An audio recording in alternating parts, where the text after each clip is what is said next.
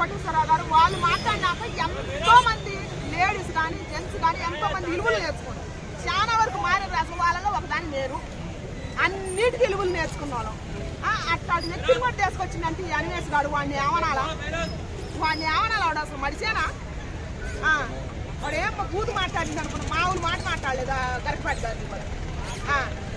అట్లాంటి వాడిని తీసుకురావాల్సింది ఇండియాకి, ఖచ్చితంగా తీసుకురావాల్సింది. ఏమేమి మాటలు మాట్లాడిండో ఏటి మీద వాడి పదాలు ఉపయోగించి మాట్లాడిండో వాటి మీదనే శిక్ష ఎత్తే కానీ వాడికి సిగ్గుపోతుంది. ఐబొమ్మ రవిని మన సజ్జనార్ గారు సవాల్ ఇస్తుందని తీసుకొచ్చి నువ్వు బాగానే పెట్టింది సార్.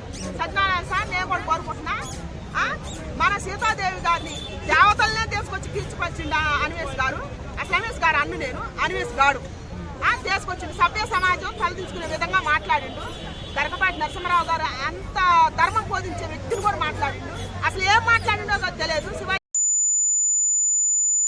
మాట్లాడిండో బూతులు అసభ్యకరమైన మాటలు మాట్లాడుకుంటూ మాట్లాడిండు. అట్లాంటి వ్యక్తి గురించి ఎవరు మాట్లాడతలేదు.